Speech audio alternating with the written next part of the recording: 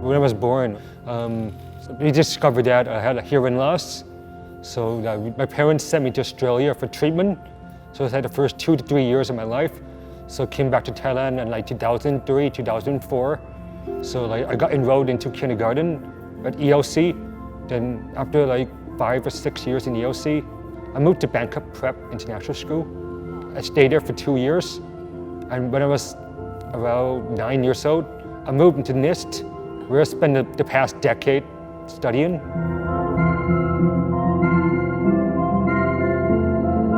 I got like offers from like different universities before I could like make my final decision. So when I went to Seattle, I fell in love with the city. I was so attracted to it. I knew that I was just like, I'm going to spend the next 4 years here, University of Washington.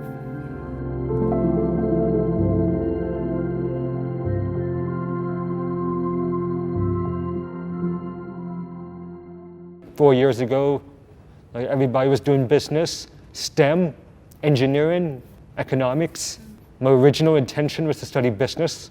I felt it wasn't the best fit for me, career-wise. I just wanted to like make myself unique.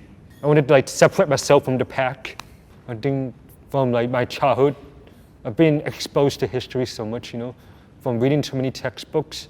Like it was the only thing I could see myself doing. I mean, to be fair, it's the only thing I know how to do. So I think history is it just becomes so part of my life.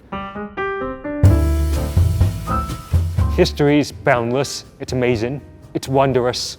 It's not just about remembering events. I remember like, the date of when a specific battle happened. It's much more than that. You know, obviously I haven't been like in the Thai education system, right? Apart from being in international school, so I can't really speak as to whether these two things are different. But what I can say about the US, it's little less about like rote memorization, like remembering things. It's more about like rigorous like academic stimulation. So it's like challenging yourself intellectually, forces you to evaluate, it forces you to think critically. You have to analyze everything. You have a balanced perspective. It's not like about writing stamina. You could read like for 3 hours. It's not about that. It's more about how would you use that information? How is that information being applied? I think in order to ask important questions, I think it's important not to limit people from asking these questions. It's important to allow people the platform to allow themselves to speak, to express themselves. If we prevent people from like questioning things, it might cause some implications in the future. In my graduating year at NIST, I was the only guy who was doing history as a major, I think. Seriously doing it. So I think a lot of people used to make fun of that. You know, a lot of people say, history, what are you going to do with that? Even my parents joke about that too. My parents are like, what can you do other than be a professor, you know? I don't think that's necessarily true. Just be yourself, you know? Don't be afraid to show your best self. I think in history, it's complex itself. It's based on like the past. So we look for the past to understand the present context. Right now, I think my dream is to help my country. I think part of it is inspired by my dad, because when he applied for MIT, he wanted to like learn his master's degree so he could come back and use his skills to help Thailand. And I'd like to help my country in some way, you know, whether it is, you know, podcast or, you know, novel writing or whatever it is, I would do my best to contribute to the country.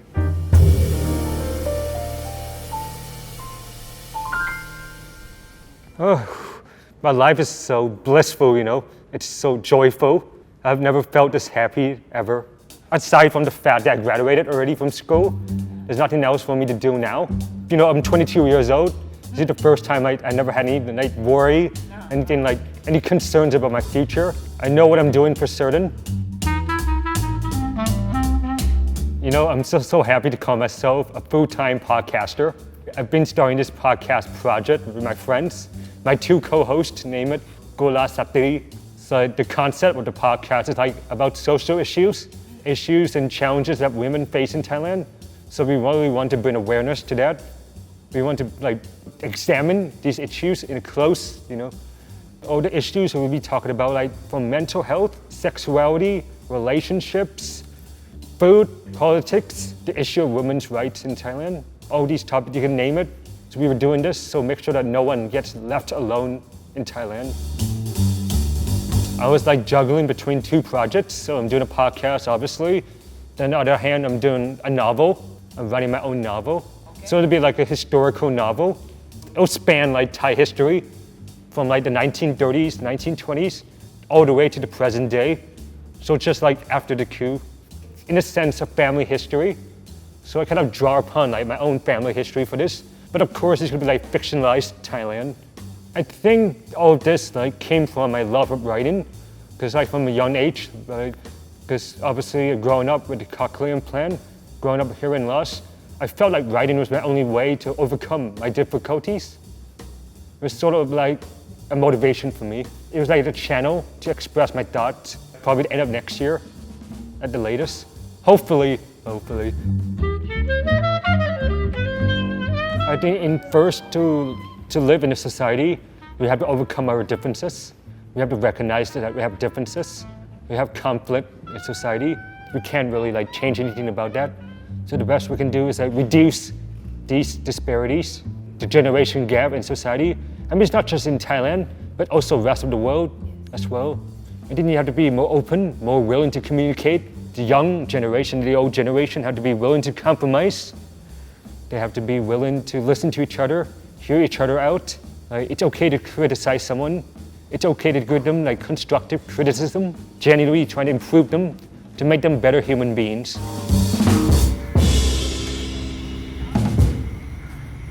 โอเค say hello สวัสดีครับทุกคน สวัสดีทุกคนนะครับวันนี้ก็อยู่ที่สวนลุมแล้วอันนี้ are you ready ผมเยอะ สวัสดีครับสวัสดีครับ พาลูกมาด้วย ครับผมนี่ไง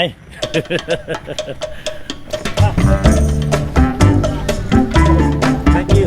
You know, I think my routine is very similar to my dad now. I think it's like mirroring my dad.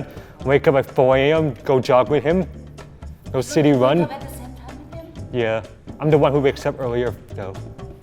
How's he as a father? If I said something about him, then he wouldn't be a good dad if I said something bad about him. You know, so I have to say he's a good father. He's the only father I have, so. But yeah, I think my dad is you know, honestly, man, I wouldn't know where my life would be without him, you know. I think it's like the most important person in my life. He and my mom, you know, my parents. You know, like I'm a person who prioritizes family above all. So yeah, family is important. But you also don't have to forget your friends as well, the people around you, your support system, your community. Like when you get through the toughest times, there's always to be people leaning on your shoulder. What do you learn from him? Empathy, resilience, courage. It's okay to be weak, you know. It's okay to show your weakness. It's okay to be a flawed person. It's okay to be human. Yeah, basically. I think one of the strongest moments that really endeared me to him was like in 2012, 2013, I can't remember what year it was. He was still the Minister of Transport, and you know the Constitutional Court just struck down the railway. So then he was a bit disappointed. But the fact that he was able to overcome adversity, like to overcome this like shortcoming, you know, these kind of things, like for politicians, you know, some people would have been like, you know, it would have been the end for them. But he just kept moving on, you know. He was just so strong, you know. I think that was the strongest I ever seen him. He just like confronted it and just moved on. And I think it just struck me in that moment, like, it is what it is, you know. It is what it is. And my mom's a pretty private person, so I try not to talk about her that much. But I think the greatest thing I learned from my mom is patience, you know. It's better to be organized. It is better to be 2 minutes early than it is to be 1 minute late. And one of the biggest things I learned from my mom is that love, you know, love is such a strong thing, you know.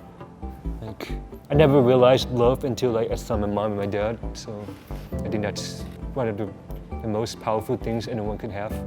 I mean, yeah. I mean, it might be cliche, but you know, I think that's, you know, don't underestimate the power of love.